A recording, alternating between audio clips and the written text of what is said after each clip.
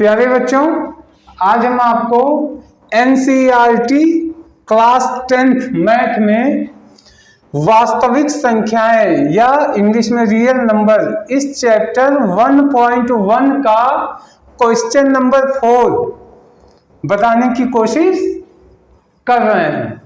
तो आइए देखते हैं प्रश्नावली 1.1 का प्रश्न संख्या 4। क्या कहता है ये क्वेश्चन? यूक्लिड विभाजन प्रमेयिका का प्रयोग करके दर्शाइए कि किसी धनात्मक पूर्णांक का वर्ग, यानी कोई धनात्मक पूर्णांक है उसका स्क्वायर वर्ग किसी पूर्णांक m के लिए 3m या 3m+1 के रूप का होगा। तो आइए क्वेश्चन को हल करते हैं। सबसे पहले ये देखा जाएगा क्या दिखाना है या मुझे प्रूव क्या करना है। तो प्रूव करना है यूक्लिड विभाजन प्रमेयिका के अनुसार, मान लीजिए कोई धनात्मक पूर्णांक, मान लीजिए कि ऐसे लिख दे, धनात्मक पूर्णांक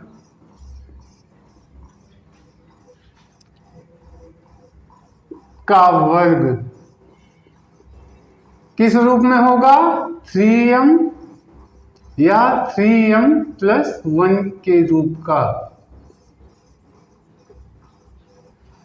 हमें ये प्रूव करना है। तो सबसे पहले ये लिख दीजिएगा कि प्रूव क्या करना है। तो प्रूव ये करना है कोई धनात्मक पूर्णांक का वर्ग हमेशा किस रूप में होगा? 3m या 3m+1 इसके रूप में होगा। ठीक है, अब शुरुआत कैसे करते हैं? सबसे पहले माना कि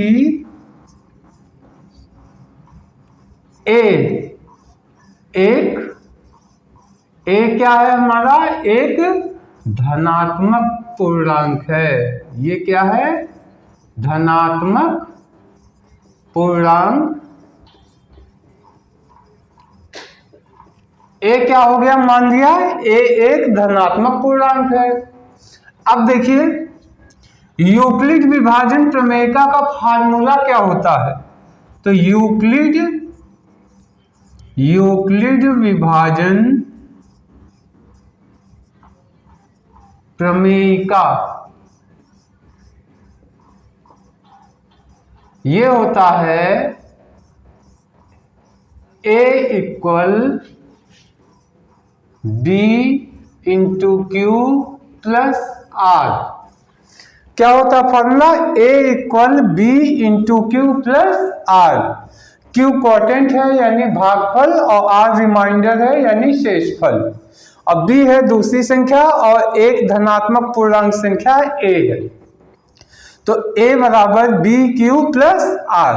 तो ऐसे में अब a कोई धनात्मक पूर्णांक संख्या है, ठीक है, लेकिन b अब क्या होगा? इस हिसाब से b = 3 यानी 3m है ना, तो m क्या हो गया? या 3m+1 यानी m+1 या m, ये क्वोटेंट हो गया भागफल, b हो गया 3। अब देखते हैं r क्या होगा। देखिए r, तो चूंकि r क्या होता है? r होता है, r हमेशा 0 से बड़ा या 0 के बराबर। r हमेशा क्या होता है? 0 से बड़ा या 0 के बराबर, लेकिन b से छोटा होता है। जिधर का मुंह खुला हो इसका मतलब ये बड़ा है ये छोटा, यहाँ पे ये इसका मुंह खुला है ये बड़ा है ये छोटा, यानी 0 के बराबर या 0 से बड़ा होगा r, लेकिन b से छोटा होगा। अब इस हिसाब से b की वैल्यू क्या हो जाएगी? इसलिए b की वैल्यू क्या होगी? 3 से छोटा होगा, यानी b है b से छोटा, और 0 या 0 से बड़ा, तो हो गया v की वैल्यू 0 1 2, 0 हो गया, 1 हो गया, 2 हो गया, ये b हो गया मेरा। अब हमारा कितने इक्वेशन बने, अब देखिए यहां पे इक्वेशन बना a इक्वल 3, b की वैल्यू 3 इंटू क्यू कोटेंट हो गया प्लस 0, रिमाइंडर 0। पहला हो गया a इक्वल 3q प्लस 0, या a इक्वल 3q प्लस 1 होगा, यानी ये वाला, फिर या 3q प्लस 2 होगा।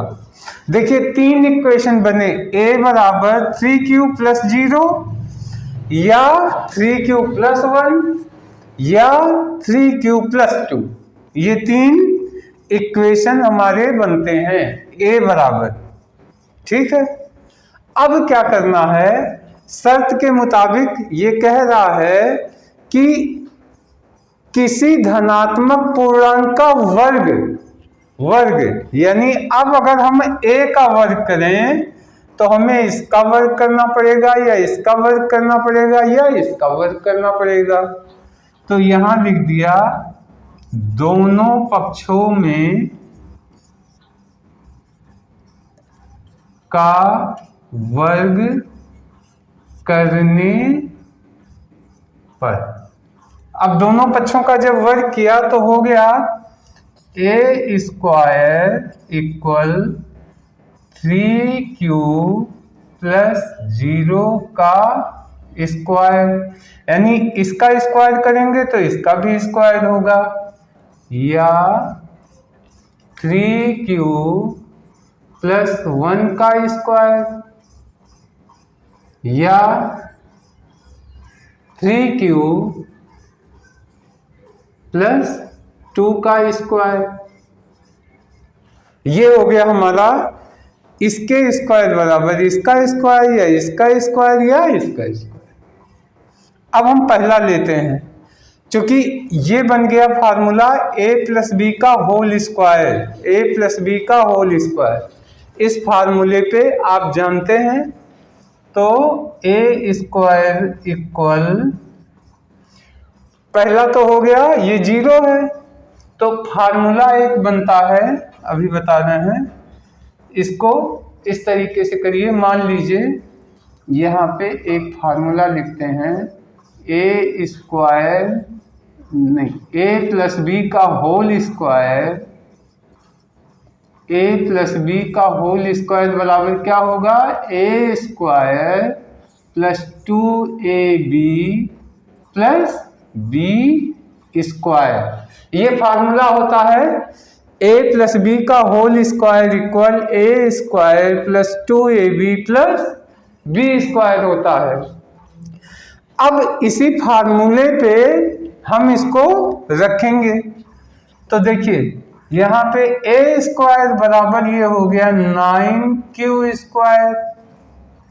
अब चूंकि 0 होता है, 0 का स्क्वायर 0 ही होगा, अब किसी भी अंक में 0 से गुणा करिएगा 0 नहीं होता, तो पहला हो गया 9q स्क्वायर, या अब इसका क्या हो जाएगा, ये होगा 3a स्क्वायर, यानी 9q स्क्वायर प्लस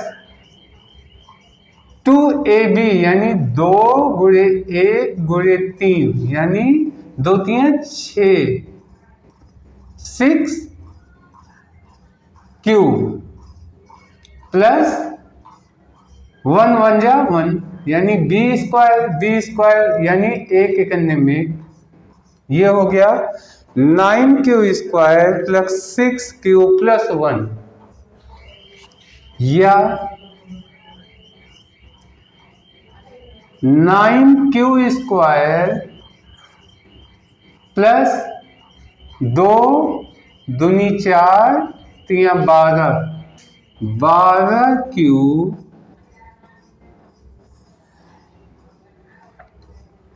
प्लस 2 2 जा 4। अब ए स्क्वायर बराबर ये होगा या ये होगा या ये होगा। अब हमें देखिए यहीं से अब हमें कन्वर्ट करना है 3m में, 3m + 1। जब हम 3 के फॉर्मेट में हम कन्वर्ट करेंगे तो हम इसको 3 के फॉर्मेट में कन्वर्ट करने के लिए हम क्या करते हैं, 3 कॉमन ले लेंगे इसमें। तो 3 ले लिया तो बचा क्या, यहाँ बचा 3 त्रिका 9 3q² या इन दोनों को कॉमन ले लेते हैं क्योंकि 1 होगा नहीं। तो ये हो गया 3q² प्लस 2q और ये 1 को बाहर कर देते हैं। 1 को बाहर कर दिया, बात वही है। ये इसमें हम 3 कॉमन लिया, 3 3 जा 9 तो 3q² हुआ प्लस 3 2 जा 6 तो 2q और ये 1 3 के कॉमन ले लिया तो 3 के फॉर्मेट में आ गया। या अब इसको लेते हैं तो इसको हमें चूंकि 3 के फॉर्मेट में लेना है तो हम क्या करेंगे, 4 को तोड़ देंगे 3 + 1 में।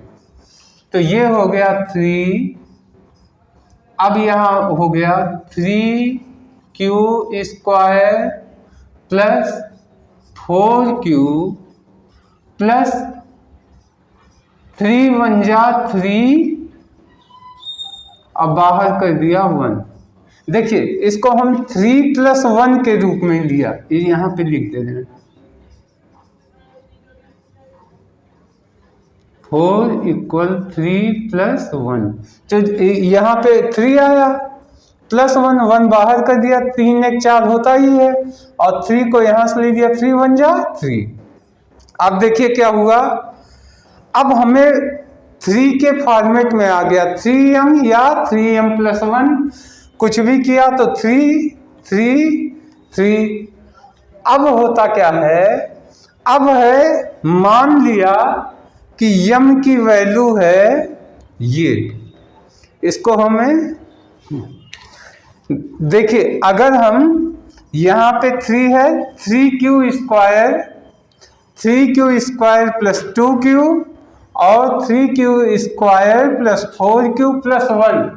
अगर हम इसको m की वैल्यू रख लें, यानी यहां लिख दिया, मान लिया यदि m = 3q, पहला हो गया 3q² या 3q² plus 2q, 3q² plus 2q या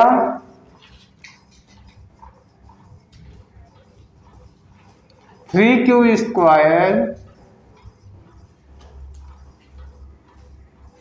प्लस 4q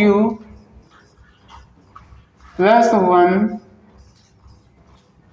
अगर हम m की वैल्यू मान लें, m बराबर ये या ये या ये, तो अगर इतना है, m की वैल्यू इतना मान ले तो a² बराबर क्या होगा, a² बराबर हो जाएगा, इसलिए a² = 3 हो गया। ये माना m या ये माना m या इसको माना m, तो आप देखें क्या बन गया, a² = 3m, तो हो गया 3m। या देखिए 3m + 1 तो हो गया 3m + 1 या देखिए 3q² 4q+1 ये भी m है, तो हो गया 3m+1, 3m+, तो यही यहां पे हो गया प्रूव्ड कि किसी भी धनात्मक पूर्ण संख्या अगर है उसका वर्ग कर दिया जाए तो वह जो है 3m या 3m+1 या 3m+1 के रूप में ही होगा।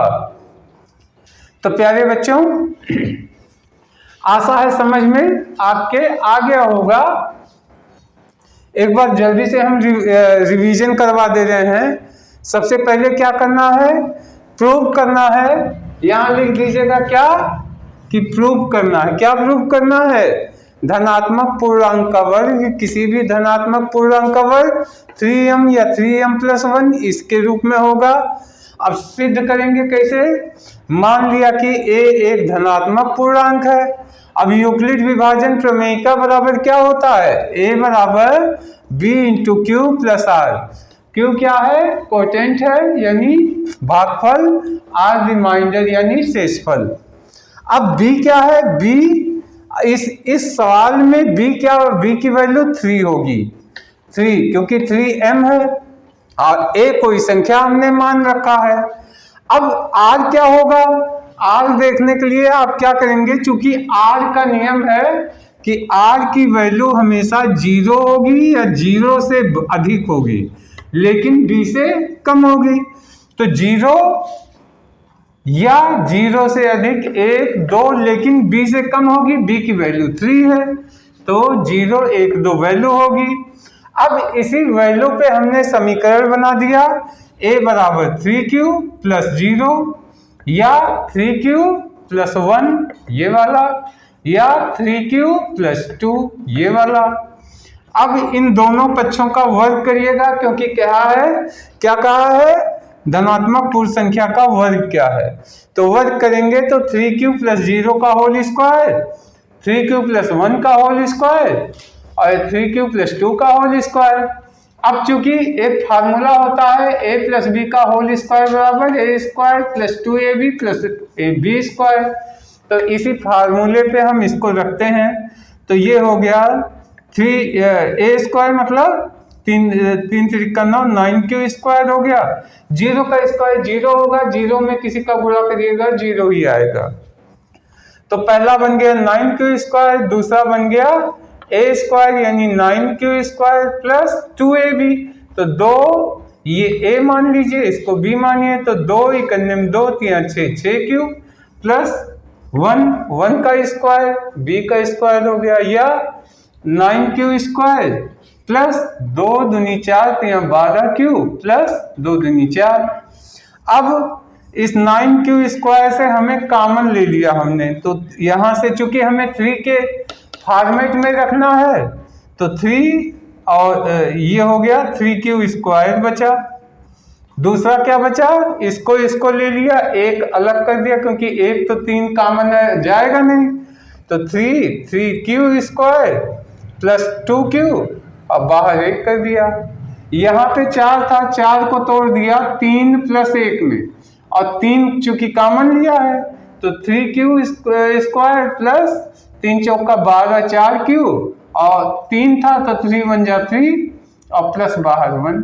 अब हम क्या करेंगे, मान लिया 3q² या ये 3q² + 2q या 3q² + 4q + 1, यम बराबर ये है। देखिए यम बराबर 3q² या 3q² + 2q या 3q² + 4q या 1। अगर हम यम की वैल्यू ये मान लें तो बचेगा क्या मेरा, 3 × यम, यानी a² बराबर 3m या a² बराबर 3m + 1। देखिए 3 × यम और +1 या 3 × m + 1। तो इस तरीके से किस रूप में होगा, तो 3m या 3 + 1 के रूप में होगा, तो 3m या 3 + 1 के रूप में होगा। ये तीसरा इक्वेशन भी 3 + m के ही रूप में आया है, इसलिए हमने इसको लिख दिया। इस तरीके से ये क्वेश्चन कंप्लीट होता है। अब प्यारे बच्चों, आशा है आपके समझ में आ गया होगा। तो इस वीडियो में इतना रखते हैं, कल हम नेक्स्ट क्वेश्चन लेके आएंगे। तब तक के लिए धन्यवाद, नमस्कार।